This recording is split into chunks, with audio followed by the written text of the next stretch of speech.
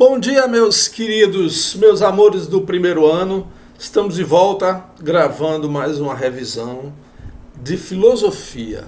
Não é? Tudo bem com vocês? Ótimo.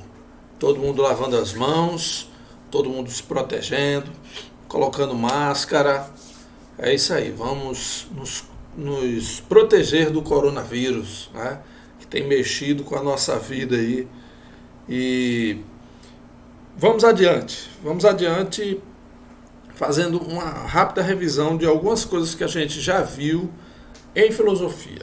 Olha só, na tela para vocês tem um capítulo que tem logo uma pergunta interessante. Quem somos? Né? E a gente vê aqui ó, a figura de uma estátua, uma escultura. O nome dessa estátua chama-se O Pensador, de um artista do Renascimento, Baudin.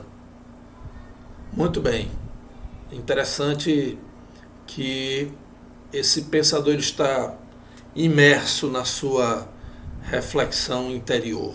Ela traduz o pensamento da época. Interessante, né? Então, quem somos nós e quem sou eu? É um tema que a filosofia vai começar a abordar e a gente vai entender um pouquinho mais sobre isso. Agora, o ser humano quer conhecer a si mesmo. A gente vai tratar sobre corpo e alma. O que é que a filosofia fala a respeito disso aí? Bom, vale a pena lembrar, como tem um próprio textinho aqui, né, os primeiros filósofos, que eram aqueles chamados de pré-socráticos, a gente já viu isso, né, se ocupavam em investigar a natureza. Tá? Vamos lembrar que todas as teorias dos pré-socráticos eram aquelas que buscavam explicar os elementos da natureza. Então, alguns diziam que as coisas eram feitas tudo pelo ar, o outro pelo fogo, o outro era feito de terra, de matéria, o outro dizia que eram os 4 elementos juntos que formavam as coisas. A gente está naquele momento ali, na Grécia, logo no início da filosofia. Esses filósofos buscavam uma explicação sobre a natureza, sobre o que estava ao redor, para se distanciar um pouco daquela narrativa mitológica, né? Daquele texto mitológico, onde a gente tem caos, aparecem os deuses do Olimpo. A gente já viu essas questões aí. Então, logo, um pouco depois, no século V, nosso amigo Sócrates, ele vai mudar a temática de estudo da filosofia, dos pensadores gregos, porque ele vai começar a colocar o ser humano sobre o foco do pensamento filosófico grego. Não mais a preocupação em querer teorizar sobre de que as coisas eram feitas, né, e a natureza. Mas agora vai ser uma reflexão interior. Tá? Então, ó, o lema de Sócrates era conhece-te a ti mesmo. Tá? E ele achava que o ser humano como a fonte e o caminho para a obtenção de todo conhecimento era a questão do que se deveria estudar a partir de então, do que se deveria investigar na filosofia. Outros filósofos deram também importante contribuição para esse tema, né, para esse pensamento a respeito do ser humano, que foram Platão e Aristóteles. Então, é interessante a gente perceber que a partir desses 3 filósofos gregos, a gente vai mudar o foco da filosofia, né, para essa filosofia voltada para o ser humano, para o interior do homem, introspecção. Né? Os caras começaram a pensar nessas ideias. Então vamos conhecer um pouquinho, né, por alto assim, o pensamento deles. Platão afirmava que o ser humano aqui, ó, é composto de um corpo físico, que era um corpo material, imperfeito e mortal, e era composto também de uma alma imaterial, perfeita e imortal. Né? Esses 2 elementos aí. Para ele, o ser humano precisava ser conduzido pela alma, que é onde reside a razão e o pensamento. É interessante que mesmo Platão pensando nisso, né, tendo essa ideia tão interessante sobre o corpo e a alma, né, o que nos move é a alma tal, já há muito tempo atrás, né, na Grécia Antiga. Então, o ser humano precisava ser conduzido pela alma para que a sua vida não perdesse ou não se perdesse nas imperfeições do mundo físico. Então ele tinha uma ideia de que tudo que se referia a essa questão mais transcendental, fora do corpo e da alma, eram as coisas perfeitas, né? E o mundo físico era um mundo de imperfeições. Essa teoria que colocava, vamos dizer assim, esses dois atributos, corpo e alma, em oposição, frente a frente, ela passou a ser chamada de dualismo, né? As duas coisas. É uma teoria que está presente em muita coisa na história, né? Por exemplo, o yin e yang, o bem e o mal, né? Esse dualismo aí, os dois lados, bom e ruim, isso depois a gente vai entender, e começa com essa ideia de Platão, né? O corpo e a alma, duas coisas bem diferentes, mas que uma precisa da outra, de uma certa forma, tem que ter uma harmonia, um equilíbrio aí. E aí Platão dizia que para o bom uso da alma, né, o bom uso da alma depende da saúde do corpo, que precisa ser bem cuidado. E é uma ideia, né, uma frase que diz que mente sã, corpo sã. Se você cuida da alma, se você cuida dos seus pensamentos, né, mas você só pode cuidar bem disso se também o seu corpo estiver bem. Tá? Mente sã e corpo sã. Cuidado aí com o corpo, porque é como se a alma habitasse nesse corpo físico. Então a gente precisa cuidar desse corpo, né?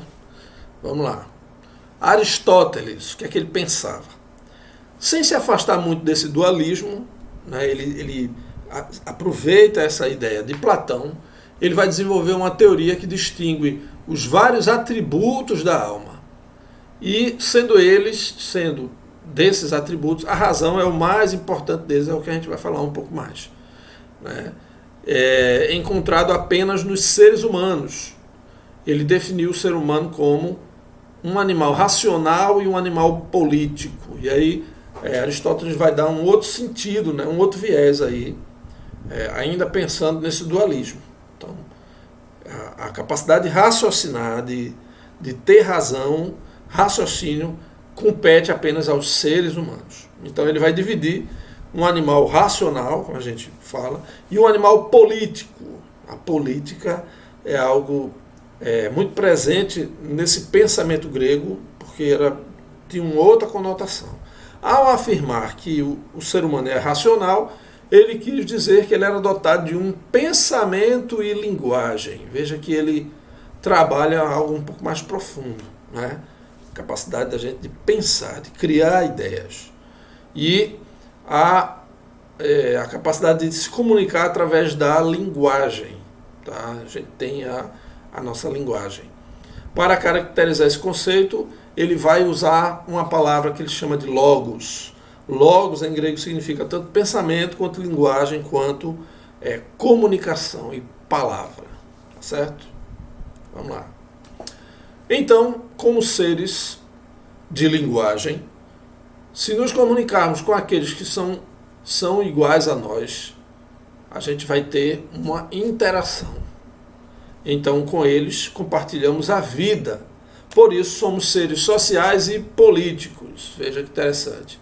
A gente a linguagem, ela vai nos servir para que a gente possa compartilhar a nossa vida com aqueles que são iguais a nós, né? Os seres humanos. Isso aí, na visão de Aristóteles, cabe a nós, humanos. Então vamos lá.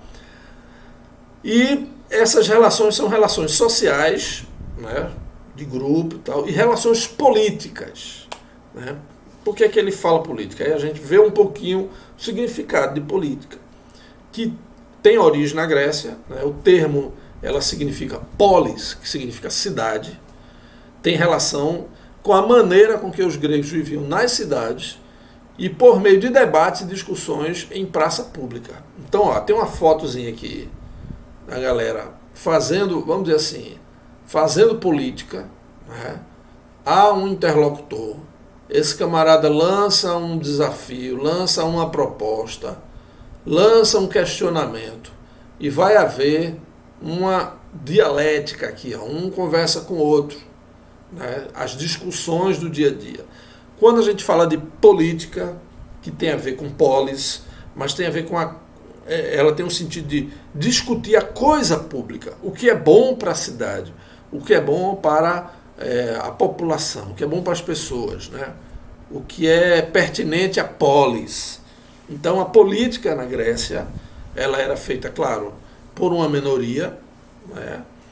Mas era um modelo deles ali na época, e que serve de base para a gente também, onde as questões eram discutidas em praça pública.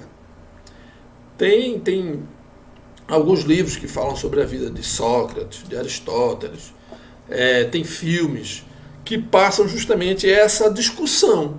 Você levanta um tema, o outro rebate, o outro fala, e por aí vai. Mais tarde, em outro momento, com a expansão do cristianismo, a filosofia ela vai ter uma ligação muito estreita com a religião, né? Principalmente na Europa ali.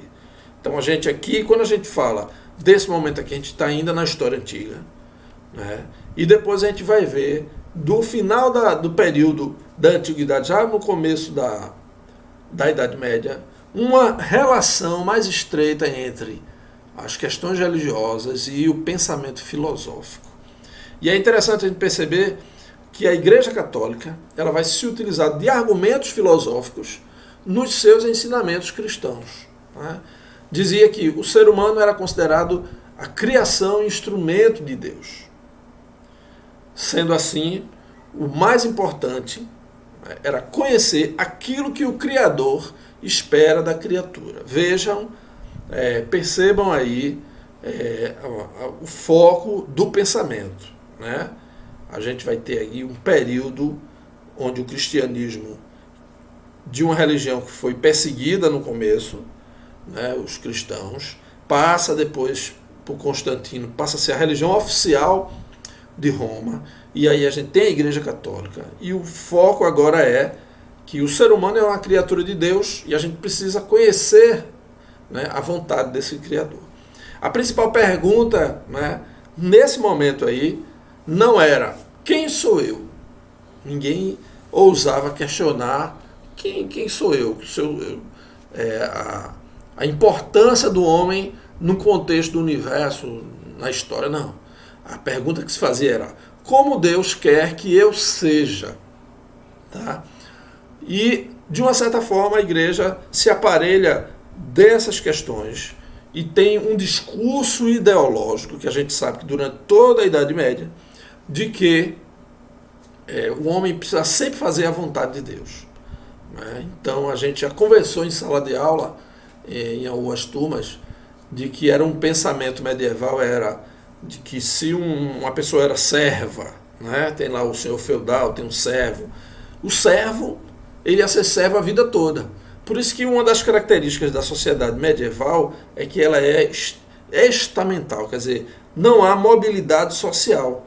O sujeito era pobre, não tinha nenhuma condição de mudar a sua condição social, porque a igreja ideologicamente mantinha cada um no seu papel social, né? Então aquele servo, se o servo chegasse no confessionário, seu padre, poxa padre, eu queria mudar. Não, meu filho, você é servo, veja o privilégio que Deus está dando para você, de você servir aquele Senhor que lhe acolhe. Você não precisa mudar de vida não, você vai ser servo porque Deus quer. Então havia também esse discurso, né, baseado nesses questionamentos filosóficos aí, nessas premissas aí, e que isso perdurou durante muito tempo na Idade Média.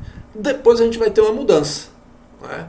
E aí, ó, entre os séculos 14 e 16, e é muito interessante a gente perceber que o pensamento humano ele vai se modificando, a situação vai começar a mudar.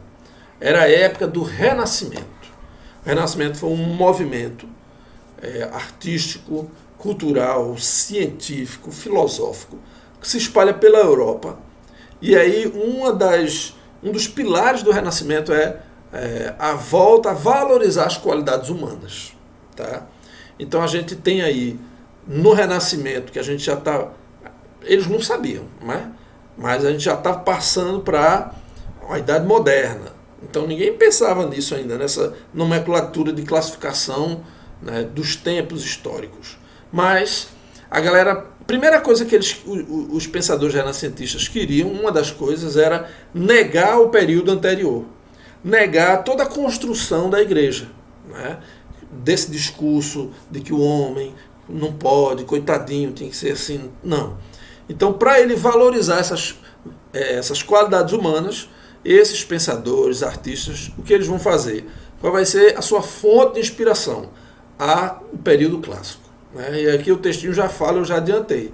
Então, ele vai dizer assim, os pensadores renascentistas propuseram que o centro das preocupações, das ações humanas, deixasse de ser Deus.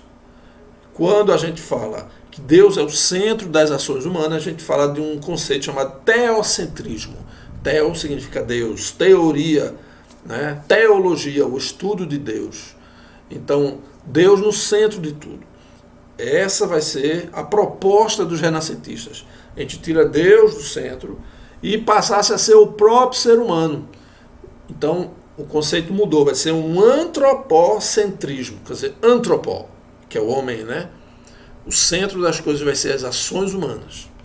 Beleza? E aí, essa valorização das ações humanas, essa galera vai beber em quê? Na Antiguidade Clássica. Então, volta todo aquele conceito construído por Sócrates, Platão, Aristóteles, né? Todo aquele conceito que existia o modo de vida da Grécia. Então, a preocupação com o corpo. Se a gente vê estátuas, essas estátuas que estão aqui, né, essas esculturas de Miguel Ângelo, são do período renascentista. Mas os caras vão beber na Antiguidade Clássica. Né? Lá existiam também as estátuas, enaltecendo os Césares, enaltecendo o homem, Jogos Olímpicos, né? O homem com disco, tem aquele lançamento de disco, é uma estátua muito interessante. Então vai ter uma volta àquele período para negar o período anterior, mais próximo, que para muitos, alguns historiadores começaram a chamar de Idade Média, né, que ficava no meio entre a Antiguidade e essa fase nova agora. Alguns diziam que a Idade Média foi uma noite de 1000 anos, não aconteceu nada, não tinha nada de bom. Tudo isso porque durante esse período, na maior parte dele, a igreja é quem domina, quem comanda de uma certa forma ideologicamente, propõe os comportamentos, né, das pessoas. E agora não, a galera quer mudar. Então vamos ver mais um pouquinho. É interessante a gente observar essas imagens. Ó. Se vocês procurarem depois, isso aqui é Moisés, né? Miguel Ângelo, um grande escultor, uma perfeição. Se vocês tiverem a oportunidade de observar todo o estudo de proporção, tem muita matemática aqui, tem uma perfeição, a busca pela perfeição, até músculos, né, a forma, e todos eles queriam enaltecer a figura humana. Tá? A gente tem aqui, ó, uma outra imagem, uma deusa do Olimpo, se eu não me engano Ceres, Pérez, uma coisa assim, também nas proporções, uma foto, né, de um ângulo mais próximo de uma outra figura, de uma outra escultura de Miguel Ângelo, que é La Pietà, que é Maria com Cristo, né, deitado, Cristo morto. Caramba, como é que o cara faz isso em mármore, né, com tantos detalhes aí? Então eram artistas impressionantes. E a gente tem vários outros, né? Tem o próprio Miguel Ângelo, tem Da Vinci, tem na escrita, né? A gente vai ter Dante de Alighieri, a gente vai ter Shakespeare, um monte de galera que vai mudar o conceito do pensamento, trabalhando a partir do antropocentrismo. Muito bem. No outro momento a gente vai ter uma ênfase no ser humano que vai marcar o iluminismo, que é um outro movimento que reafirma a capacidade, né, da razão humana de superar as adversidades do mundo. No iluminismo a gente vai ter também um movimento interessante. Para eles, o conhecimento era tão importante que eles criaram uma enciclopédia. Tá? Então o iluminismo vem também com a ideia de valorizar a razão, né, cada vez mais. A gente já tem aí, nesse momento, a ciência já está muito mais estruturada, ela começa a dar os passos para tornar cada vez mais, vamos dizer assim, com crédito cada vez maior nos conhecimentos que passam a ser científicos, ter esse termo. Começa lá no século XVI, mas aqui no século XVIII você já tem o que a gente vai chamar de método científico, né? A valorização dada como certa, dada como valor universal, o conhecimento científico e sistematizado também. Então as ciências vão surgir cada vez, né, matemática, física, astronomia, de forma deixando de ser empírica, que eu acho que é aquilo, e passando a ser algo comprovadamente científico, né, por um método, por uma análise que está mais para frente um pouquinho, a gente fala sobre isso. Aliás, eu já falei, né, análise, comprovação de teoria, da tese e tal. Então, no iluminismo, a galera vai criar um documento que é a enciclopédia, né? Que vai ser uma coleção volumosa de artigos para sistematizar o conhecimento humano da época. Um livrão assim, juntando tudo organizado do que se conhecia até então. Voltaire, por exemplo, é um iluminista que foi um dos responsáveis, contribuintes. Diderot foi um outro cara que contribuiu também para a enciclopédia, né? Então era essa a ideia de sistematizar o conhecimento humano. Os iluministas diziam que as luzes chegaram para acabar com a escuridão da ignorância, daí o termo, né? Luz quer dizer saber, quer dizer conhecimento. Se você não conhece nada, se você é ignorante, você está na escuridão, você não tem como argumentar. Então você precisa acender a luz do conhecimento. Era assim que eles diziam. É um conceito muito interessante, né? Porque o conhecimento ele abre a nossa visão. Quando a gente obtém conhecimento científico, os horizontes se abrem, né? As pessoas podem dizer, mas agora você sabe a razão das coisas. Então essa era a ideia. Bom, depois a gente vai ter a Revolução Industrial. Com a Revolução Industrial, século XIX, a filosofia vai ter sua atenção para as questões diferentes agora, novas questões, que não é sobre o ser humano, sobre a sua capacidade de pensar. Mais para frente tem outros filósofos que vão falar sobre a questão da essência humana, né? Sobre a existência da humana, outras questões profundas também. Depois entra Nietzsche, Sartre e outros caras. Mas o textinho daqui é interessante porque fala sobre a desumanização. É um conceito que a filosofia vai abordar nesses primeiros momentos da Revolução Industrial, que já é uma outra mudança, né, que vai ser trazida pelas técnicas com a exploração do homem pelo homem na sociedade capitalista.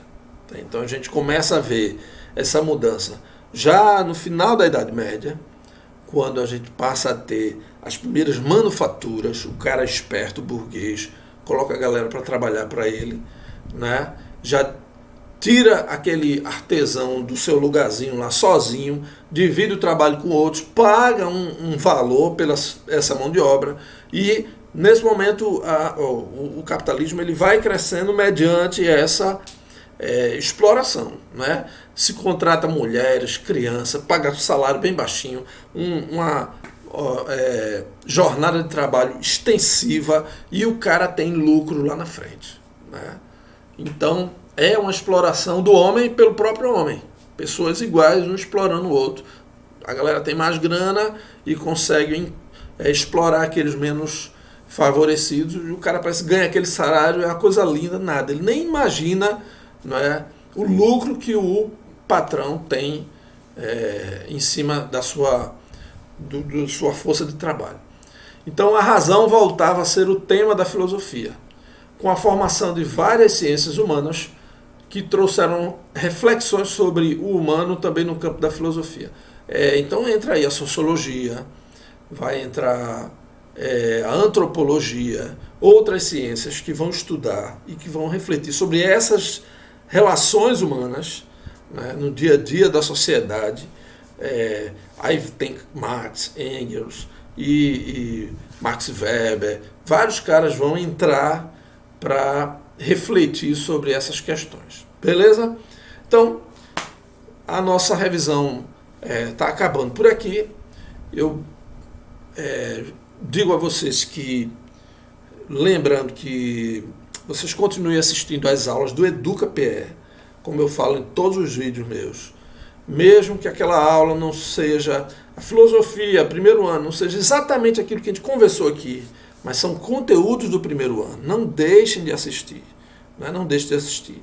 E quando assistirem nosso vídeo, por favor, dá um ok, dá um like, quando se inscreve no canal e não deixa de no comentário colocar seu nome, série, professor, ok, fulano, primeiro A, B ou C. Isso é uma espécie de devolutiva para a gente e é importante para a gente ir contabilizando também. Espero que vocês tenham entendido um pouquinho sobre essa ideia dessa reflexão agora que muda, né? A gente vai perceber que vai mudando. Tá? Pré-socráticos, Sócrates, Platão, aqui na Revolução Industrial já outro viés da filosofia com relação à situação e à condição humana mediante a sociedade capitalista. E continua, né? Então vamos ver. Para a semana, eu acho que a gente já vai com uma atividade nova, com uma tarefinha para escrever. E um bom final de semana para todos. Um abração e eu tô com muita saudade de todo mundo. Tchau, galera. Um beijo e até mais.